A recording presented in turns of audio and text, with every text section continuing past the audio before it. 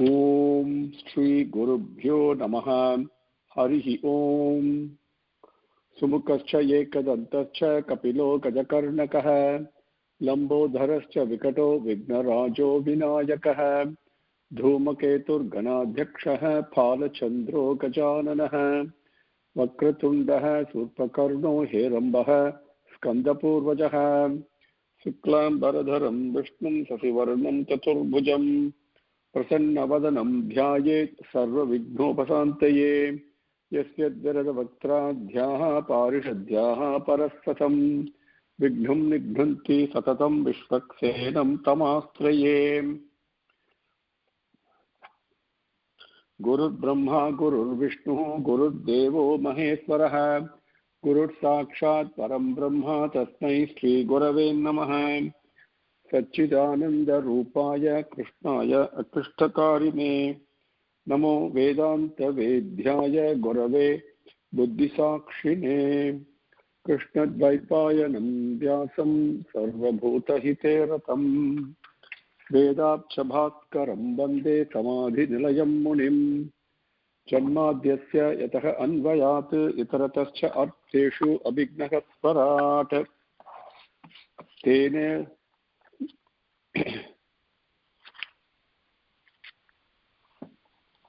तेने ब्रह्महृदा यः आदिकवये मुह्यन्ति यत् सूरयः तेजोवारिमृदां यथा विनिमयो यत्र सर्गो मृषा धाम्ना स्वेन सदा निरस्तकुहकं सत्यं परं धीमहि धर्मः प्रोचिधकैतवोऽत्र परमो निर्मत्सराणां सताम् वेद्यं वास्तवम् अत्र वस्तु शिवदं तापत्रयोन्मूलनम् श्रीमद्भागवते महामुनिकृते किं वा परैरीश्वरः सद्यो हृदि अवरुध्यतेः अत्र कृतिभिः शुश्रूषिभिः तत्क्षणात् निगमकल्पतरोर्गलितं फलं सुखमुखात् अमृतद्रवसंयुतं पिबत भागवतं रसमालयं मुहुरहो रसिकाः भुवि भावुकाः यं प्रव्रजन्तम् अनुपेतम् अपेतकृत्यं द्वैपायनो विरह कातर आजुहाव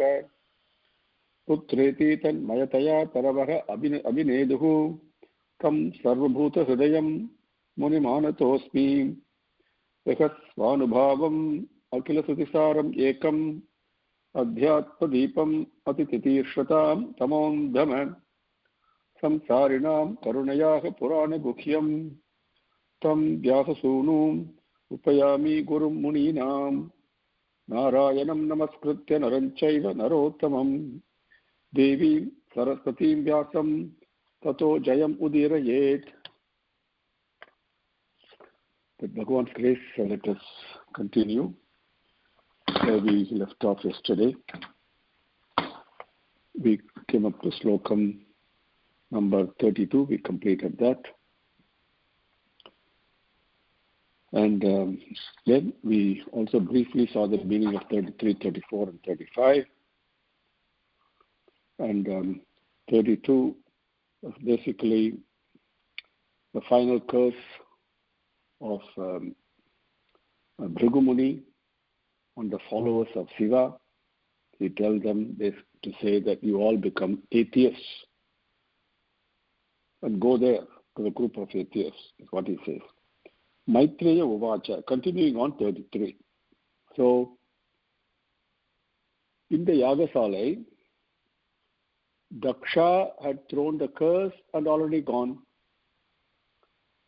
And when hearing Daksha's curse, Shivaperuman's best follower, the most closest attendant, Nandi Bhagavan, then threw a curse on Daksha and those Brahmins who followed him, who agreed with him. Daksha had already left the assembly hall, and then Bhrigu threw a curse on the followers of Shiva, because he said, you are insulting Vedam, you become atheist.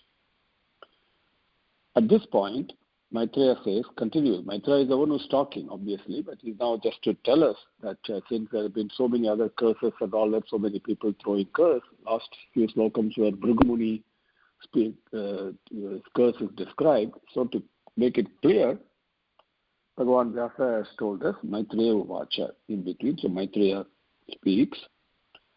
Tasyaivam vadatah sapam bhrugoho saha Bhagavan bhavah nischakrama tata kinchit vimana iva sanugaha.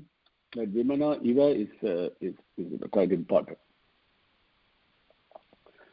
It's not necessarily sad, but with a sad countenance, okay, with an external appearance of the sadness. Bhagavan, when he manifests himself in human avataram, he also follows the human laws. Even though he is above all that, in order to set an example. Same way Rama, we see in Valmiki Ramayanam and other descriptions, Rama also acted the role of pining from the separation of Sita, right? So everything has to be done the right way. Sarvabharaman, the embodiment of bliss, is never sad, never morose, always prasanna vadanam. But here, he has the countenance of sadness because a great insult, a great adharmic action has been done, not only by Daksha, but also by none other than Bhrigu Muni himself, isn't it? So, when a child misbehaves, the mother's love toward the child does not decrease, but the mother does become sad. My God, see, I told him so much, and he's still not behaving properly. Like that, Sarvabharaman was Vimana. To come to that, take word by Padam Padarthangal. Tasya evam vadataha sapam mrigaha saha Bhagavan bhavaha nischakrama tataha kinchite vimana iva sa anugaha. Evam tasya mrigoho sapam tatataha or vadataha, they both are the same. Vadataha means to speak, vadataha means to give. Evam, this way, tasya mrigoho, that Bhrigumuni, sapam vidataha, when he spoke those curse, gave the curse, Bhagavan, the supreme entity, Bhagavan, saha bhavaha, that Sarvabharaman, in the form of that manifested as Shiva, kinchit vimana iva, little bit, as if he was sad, the countenance became a little bit sad. Then Sa Anugaha, along with his associates and retinue, Tataha Nischakrama. From that place, Nischakrama, he departed. He went out. So now in the assembly hall, Daksha has gone, Sarvabharaman has also left. And this is a Satrayagam. All the other Prajapatigal and the Vedas, Rishigal, everybody was present. And what they did, they continued the Satrayagam and finished it, because the Yagam has to be given to as a sacrifice which Bhagavan loves. So they took it on and completed the Yagam. Slokam number 34.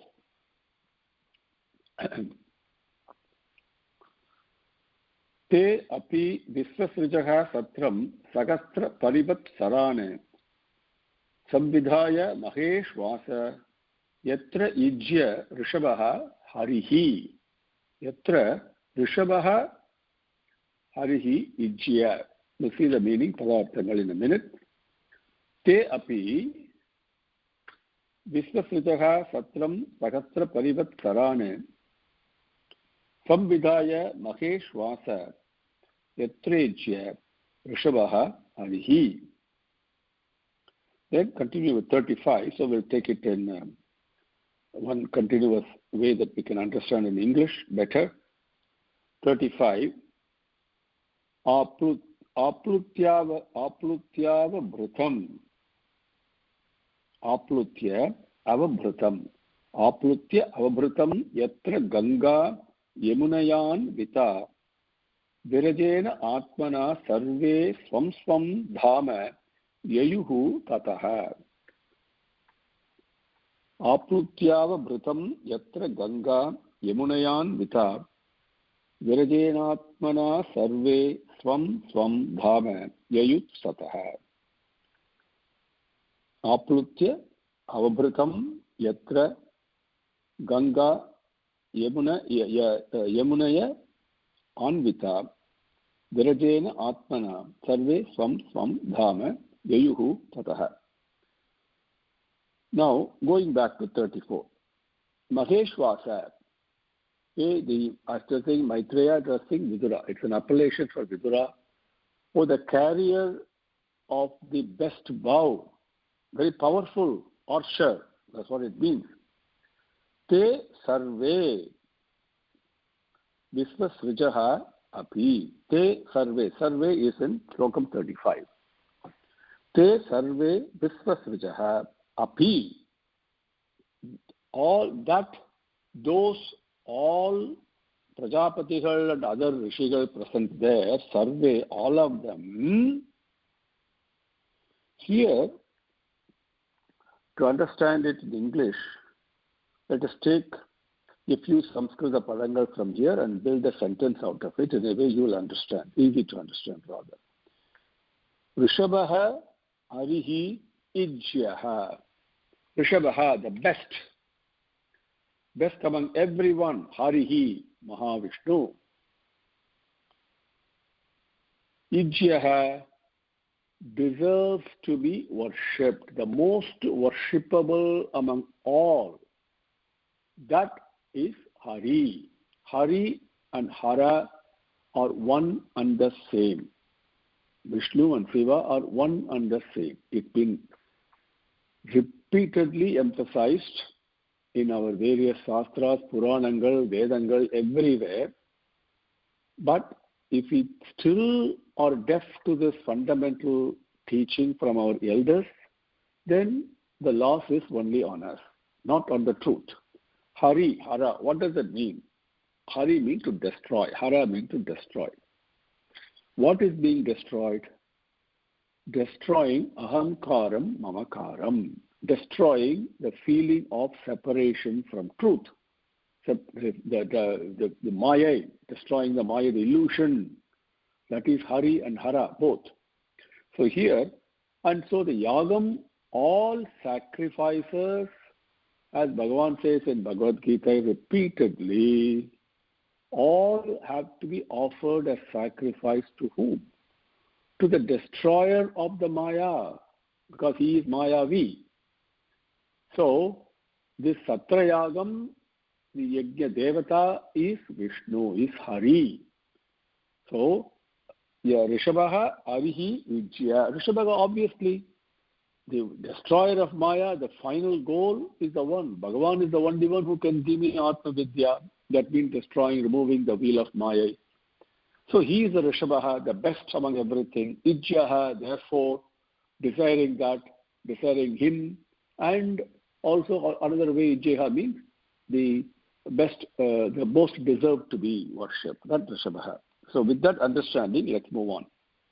A Maheshwasa, a Vidura who carries the best bow, the great archer you are, Te sarve visvasrijaha api, all those Prajapatigal and other Rishigal, yatra, which yagam, Rishabhaha harihi ijya, by which yagam the best among all Mahavishnu is to be worshipped, that satram, that satra yagam, Sagasra Parivatsaran, for 1,000 years.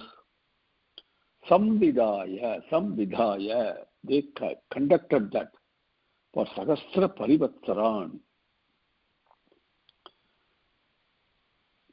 This is very interesting. Samvatsaram means one revolution of the earth around the sun. Parivatsaram means one revolution of the Jupiter planet, the Guru Bhagavan, around the sun. So it's a very long period compared to our human years. So Satram, that Satrayagam, Sahasra Parivatsaran, 1,000 years it takes, long yagam it is, tremendous discipline. In Kali Yugam we can't even imagine this, and even the very thought of doing that tires us out, exhausts us. How is it possible? But those days, people had lived for much longer period because mind was much purer. Samvidhaya, they conducted that. After finishing that, Yatra Ganga Yamunaya Anvita. Yatra, where Ganga and Yamuna Anvita join, which is Prayag. Prayag we call it today, right? Prayag. Very beautiful. I hope you've been blessed to go there and take a snanam and do your worship. Very important. And also Ganga, Yamuna and Saraswati also joined there underground. So that place, Prayag, Aplutaya Avabhrutam. Avabhrutam. See, Aplutaya means to take a snanam. Okay, not a bath or a shower. No. Snanam means, you have to dip yourself fully with appropriate mantram and all that in the river. And you have to go under. And that procedurally you do that. So that Aplutaya. Now, the Avabhrutam means it's a special snanam that has to be taken at the conclusion of this yagam, which means appropriate mantrangal. So they did that, they took that, Aplutaya Avabhrutam. After taking that snanam in Prayag, Virajena Atmana, with a clear, pure mind. Just imagine reciting the mantrangal and focusing the mind on sacrifice will automatically purify it. So Virajena Atmana. Virajena means pure, without any blemishes, without any impurities. Atmana, mind. Virajena Atmana. Tataha, from that place, from Prayag, Swam Dhama. Swam Dhama. Their place, their own place. Each one was had ashram at different place, wherever they were. To that place, Yayuhu, they reached, left Prayag and reached their own place. So after conducting yaga. Once more I'll read it in Sanskritam and then we will move on. Tepi Visvasrijaha Satram Sagasra Parivatsaran Samvidhaya Maheshvasa Yatrejya Rishabho Harihi Aplutyavabhrutam Yatra Ganga Yamunayanvita Virajenatmana Sarve Swam Dhama Yayuttataha Iti Srimad Bhagavate Mahamuni Krute Mahapurane Paramahamsyam Samhitayam Chaturthas Kandhe Daksha Sapo Nama Vitiyodhyayaha. That meaning you know by now, so I don't have to give you pada arthangal on that. Now, a quick review of what happened so far in Adhyayam 1 and Adhyayam 2, and then quick summary of what is happening in Adhyayam 3, so that we can be prepared for it. Adhyayam 1 gave us our lineage, how we all came into being. Brahma split himself into two, Swayambhuva Manu and Satarupa. They had 5 children, Priyavrata and Uttanapada, 2 sons, Akuti, Devahuti and Prasuti, 3 daughters. Why this is I'm repeating is because this whole Adhyayam talks about beautiful how things happen, the various avatarangal that take place. And Bhavataram can take Bhagavan, the invisible, the unconquerable, that endless stream of love manifests itself in a cognizable way at any place, at any time, and any shape it chooses, because it's fully free, Farat it is. So that we are going to see some avatarangal that took place in Swayambhuva Manvantaram. And avatarangal continue to take place. It is not only Dasavataram. Please remember that. The avatarangal are infinite. Whenever and wherever there is a need, whenever and wherever with a particular purpose, it comes. Okay? So that's what I want to review very quickly so that this point is kind of well understood. Several things we carry in our mind that are not correct, So just review what Vyasa Bhagavan himself says. Vyasa also says Avataram of Mahavishnu, by the way. Anyway, continuing. So Swayambhuva Manu, 5 children. But they also adopted a sixth child from, they gave their daughter Akuti to Rishi Prajapati, and he had 2 children. One is a Yajna Avataram. Now, Yajna is taking place even today, isn't it? That it doesn't have to be a visible thing, but it's a real thing. We may not see it with our senses, but we can cognize, we can experience the yajna taking place, occurring in our life every minute, every second. If you just pay attention to it, you will see that. Okay, that concept, not concept, but the reality of that sacrifice is very much there in all our lives. Okay, including a lamp that is burning. The wick is sacrificing its own life. The flame is sacrificing its own life. The oil that is used to burn the flame, that also sacrifices itself and finally dries up, right? So everything, and you and I, we sacrifice time, we sacrifice allotted life breaths, our energy, whatever it may be. Everything is always part of sacrifice. Please remember that. That is yajna. That yajna avataram is very much present in the whole creation. Without that, there is no creation. That is the very first one. Then they also had a daughter Dakshina, and Yajna and Dakshina married, which means along the concept of sacrifice. In the aspect of sacrifice, all of you know, most of your mothers, and how much sacrifice a mother has to make. It is just not bearing a child, which we attribute to a physical form. Imagine what else goes into it.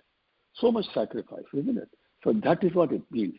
So Dakshina means it's a gift. It's a blessing from Bhagavan. So they had 12 daughters. Okay, that is the first one we covered. So Akuti married Rishi Prajapati and Yajna Avataram, number 1. Number 2, Devahuti was given in marriage to Kardama Prajapati. Prajapati means progenitors. You and I and all the other rishis and the Rakshasas, everything has to come from there. So that is what it means. Prajapati. Kardama Prajapati. And they had 9 daughters, and Kapila Bhagavan, Kapila Avataram was born to Devahuti and Kardama Prajapati. Now the 9 daughters, so this is now right, if you want to call it in our limited language, the Yajna-avataram was a grandson, to understand the relationship. In our way of understanding, it is not really a grandson, but to understand that how much removed it is from Brahma. One removed. Same way, Kapila Avataram was also one removed, born to Devahuti. Remember that. Now the 9 daughters of Devahuti and Kardama Prajapati, each one now comes one more level down conceptually, okay? And because the daughters of Devahuti and Kardama Prajapati are one level removed from Swayambhuva Manu and Satarupa, which is one level removed from Brahma. So remember it that way. So one more level, all these daughters got married. Most of them were married, given in marriage to Saptarishis and all that. Marichi married Kala, and you had Kasyapa born to them. One more level down. Kasyapa Maharishi we know, current Kashmir, right? So I'm giving one of the important things only. Then what about Ganga Devi? That Ganga Devi was called Devakulya, was one more level down, born to Purnima, without confusing the names and all that, one more level down from the marriage of Marichi and Kala. Okay, Kasyapa And then one generation after that is Devakulya Ganga Devi. Anasuya and Atri, one level below Devahuti and Karna Prajapati. They had the Dattatreya Avataram was born there. Durvasa was also born there. Okay, an aspect of Shiva, and Soma, an aspect of Brahma, was 3 children was born. Dattatreya Avataram. So that is in relation to Brahma 2 levels down. Then continuing Angiras, because Angiras was Saptarishi, and Atri was Saptarishi, right? And at that time, Swayambhuva Manu period I'm talking. Angiras married one daughter, and they had one level down Brihaspati, whom we all have heard of. Okay, they lived for a long time. Let's not go back to that. Then another Saptarishi was Pulasthya, and Pulasthya, one level below that, he gave birth to Agastya. Agastya we all have heard. And also Visravas. Now, Pulasthya's son is Visravas. Visravas' one son is Kubera. And Visvaras, 3 other sons are Ravana, Kumbhakarna, and Vibhishana. So you understand now how the thing comes, slowly and steadily. Then Pulahar was another Saptarishi. Then Kratu. Kratu was another Saptarishi, married another daughter called Kriya of Devahuti. And they gave birth to 60,000 Munis, Rishikal. So the Rishi Vamsam came from there.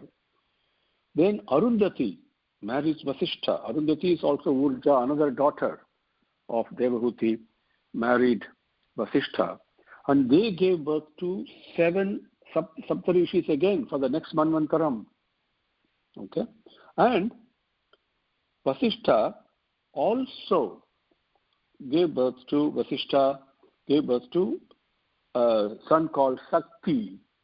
Sakti gave birth to, Sakti's son was Parasara, and Parasara's son was Vyasa Bhagavan, another avataram. Okay.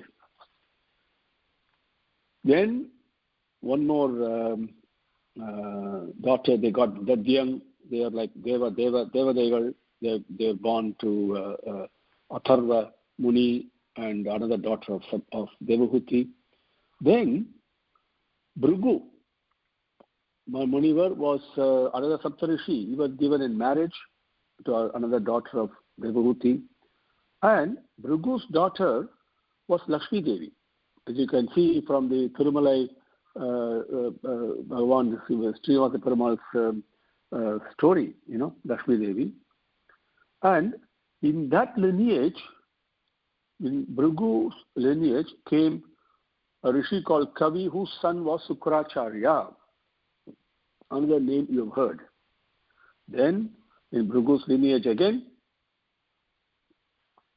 kind of a grandchildren stage, and a great grandchildren stage was Mrukunda, and his son was Markandeya in the Bhrigu lineage. Quick summary for you. So some of the familiar names we know. Then, so this is Devahuti's lineage coming from there. So an idea you get. Now there was Prasuti, the third daughter. Prasuti was given in marriage to Daksha. Daksha Prajapati was given the supreme post, the leadership among all the Prajapatis. That we are going to see later. That's one of the reasons he became so arrogant. Okay, one of the reasons. So Prasuti was given marriage to Daksha, and who had 16 children, 16 daughters. 13 were given in marriage to Dharma Devata. We covered that in great detail. This means it is very much present even today. The aspects of the Dharma Devata manifests himself in so many ways. The offshoots, the spring from there. One could be Shraddha, one could be Buddhi, Medha, so many things, which we all have. Where Dharma is, where proper Buddhi is, there Dharma is. It is like that. Patience, forbearance, all these, what we call in English and Sanskrit as Tikiksha and Tushti and Pushti, contentment and nourishment and health and all this, various things which we take for granted, each one is a Devata. Please remember. and they are associated with dharma. So when I am adharmic, naturally I fall sick, I fall ill. So very simple to understand it that way, how all these relate to us even today. What we call DNA in physical body language, which we all can relate to, these all are mental DNAs. Not psychological, but mental, because it's all part of our mind. Because the mind is the one that takes different bodies. Okay. Now, the 14th daughter of Daksha and Prasuti is Svadha. Svadha is very important because she is the Devatai who carries all our offerings that we give to our Pitrukar, because our children were Pitrus. So, Pitru Devataigal. And Swaha is another daughter, and all the offerings we do in all the yajna performance is Swaha, we say, right? And Swaha, we say like that. So that's a Devatai that carries that. They're basically offering everything, let everything be good, be beneficial. That's the basic meaning of it. 16th daughter of Daksha and Prasuti is Sati. Sati Devi, none other than Parvati. We're going to see that. Okay, who was given in marriage to Sivaperuman. Now, a very quick summary for you from Adhyayam 1. Now, Adhyayam 2, what happened? Prajapati, Daksha Prajapati married Sati, and he conducted a yagam, and he had a great enmity towards Sivaperuman because he thought he beneath him. And so, when he entered the Yajna Salai, other than Brahma and Shiva, everybody else got up in out of respect and reverence to him. And Prajapati, Daksha Prajapati, is a Manasika Putran of Brahma, so he went to him, did his Namaskaram, and then took his seat after being permitted and commanded by Brahma. He looked at Shiva sitting in front of him, and he got very angry because Shiva did not get up to receive him. It is no different from Krishna and Sisubala, okay, if you could look at it that way. Okay? And so then he threw a curse on Shiva, and then in return, Nandikeswarar threw a return curse on him, on Daksha and the Brahmins who followed him in the Yajnasalai. And when Nandikeswarar threw a sapam, very powerful it was, then Bhrigu, who was present in the Yajnasalai, could not contain himself. He got up and threw a curse back on the followers of Sivaperuman, saying, "May all of you be Nastikas, atheists, go around." And so then, when he threw a curse like this, Sivaperuman, who was seated there, Daksha had already gone, had already left out of anger. He left after throwing curse on Shiva. Shiva saw what was happening there, so feigning sadness and feigning hurt, and he left the hall. After he left, the remaining, all the rishis and all that, conducted and completed the Satrayagam, and then went to Prayag and took the prescribed snanam, and then went back to their respective places. In Adhyayam 3, what is going to happen is that after this yagam, there was no contact. Daksha had no respect for Shiva, and there was no communication, nothing. And Sivaperuman, repeatedly it says in Adhyayam 2, has no enemies, doesn't have any enemitic feelings towards anybody. Adveshta Sarva Bhutanam, because he is a Bhutadibadi, he is a master, he is a creator, he is a creating aspect of the same Bhagavan. The auspiciousness that is present in creation is Shiva. And so then he has no enmity towards anybody, but Daksha developed enmity towards him. Because this you can see in our world even today. The evil-minded people will always have hatred, dislike towards the sadhus. There will be a kind of feeling of discomfort, jealousy, whatever it may be. So this thing went on. And after some time, because his ego was swollen, because he was anointed as the leader of all Prajapatis by Brahma, became very arrogant, didn't care for the proper protocols and proper etiquettes. So he finished preliminary Vajpayee Yagam and took on another Yagam called Brihaspati Sava. Very important Yagam, Brihaspati Sava. For that Yagam, he invited everyone. Everybody came to him out of fear. All the devas, everybody came. And Sati Devi, who was married to Shiva, saw all the demigods, the Devadegal, along with the retinue and their patnis, their wives. They were all going sancharam, traveling to this yagam. So they asked, what's happening? They told her, yeah, this is what is happening. So the Daksha did not even inform, let alone invite Sati and Shiva. So she came to know that this yagam was being performed. Oh, then she wanted to go. She said, this will be very good. Because I can see my sisters, I can see my mother, and plus all the other ladies are all there. This will be a very nice thing. So let us go. So she prayed to Shiva Bhagavan. She said, Swami, we must go. A lot of good things will happen out of this. See, even good man, even if he's not invited, then he must still go to a sadhu's place. That is what our dharma says, etc., etc. She made a point. And Shiva Bhagavan listened to her quietly and with a smile, he said, hey, listen, Sati, what you say is true. What you say is very true. But, good people will visit the homes of their relatives even if uninvited. Yes, that is true. They will visit. But if they are sure that there are not people who would find imaginary faults and wrongs in others, driven by their own egoistic and violent disposition, they're sure about that, they will visit even if they are not invited. And then continue. So he made this argument, saying it is not correct to go because all those words, the curse words, all those things he spoke, they are even worse than being hit by barrage of arrows, he said.